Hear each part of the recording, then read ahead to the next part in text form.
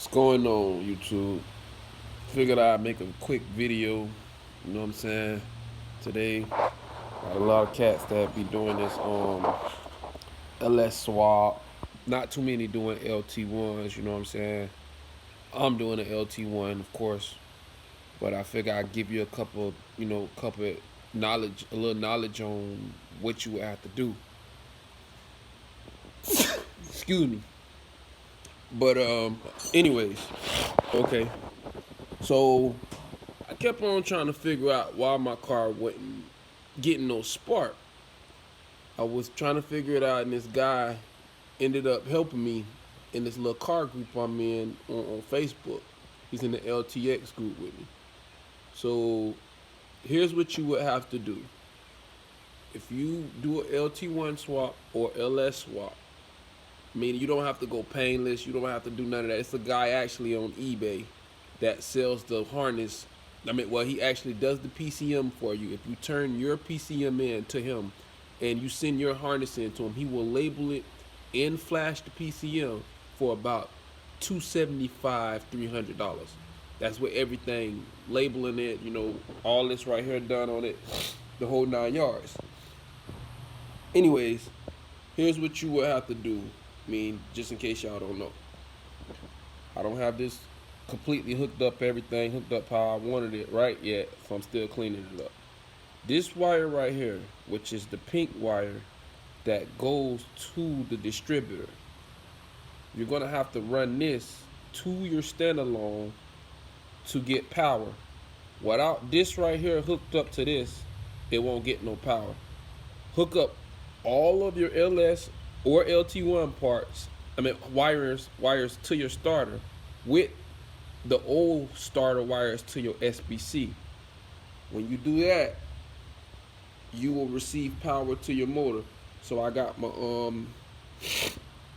my ignition wire right here coming from the standalone, running right here. Then the pink wire, which is this distributor ignition wire right here. I'm gonna have to cut this and put this same extension thing on it too. Then I got my battery wire right here running up here. Still trying to figure out how to get my fans working and stuff. But I'm gonna demonstrate and show you what it does without that ignition wire hooked up.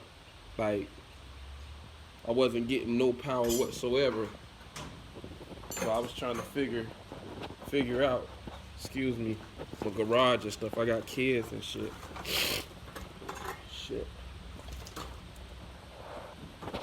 So, let me hook my battery up.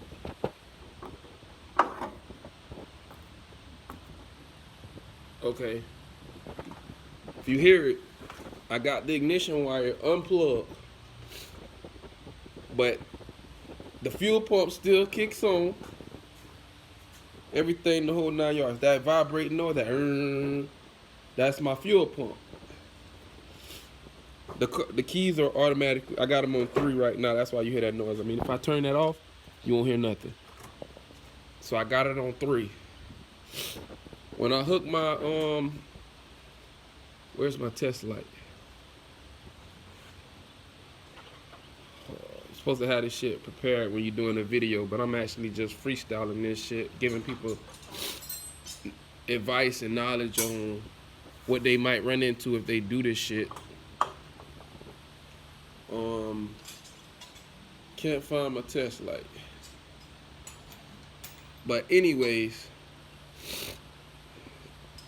with the test light on right here, with the test light on, my coil pack over there wasn't getting no spark, no nothing whatsoever, until dude on my group told me to hook this up. Once I hooked this up to my standalone, I was good. What else can I tell you? Pretty much that's it. I went and got an electric fuel pump out of a Grand National. You can use the fuel pump out of a Grand National or a 3.8 V6 Gbody if you got a Gbody or whatever. But the hookup is actually pretty easy, easier than what they make it seem like. or whatever. You really don't even have to like send it in or anything to do all of this stuff. I just got mine done because I didn't have too much knowledge on this electric shit, and I'm not too good with. I'm mostly on the carburetors, so I'm new to the game. As far as AC, had to get the AC delete pulley because the AC was hitting my frame. I mean, if you got the Corvette one, you good. Which is I had the brackets to my old LT1 Corvette right there. I just gotta find the rest of the parts to hook them up to get my AC up and running. But if you don't, you either have to get that AC delete pulley or notch the cross frame right there at the bottom where your mount's at. What else can I tell you? That's pretty much about it. You know what I'm saying? If you trying to find that pink wire and can't find it, pretty much start from right here. This is what I did. That's the pink wire with the white top on it, where I got it from. That pink wire right there is running over there. I gotta cut it because that white top won't stay put onto that standalone box. Anybody need help, any information on what you gotta do when you're doing this LT1 LS swap, anything I can help you with, I would pretty much be glad to help you and message you right back and let you know what the deal is. Thank you.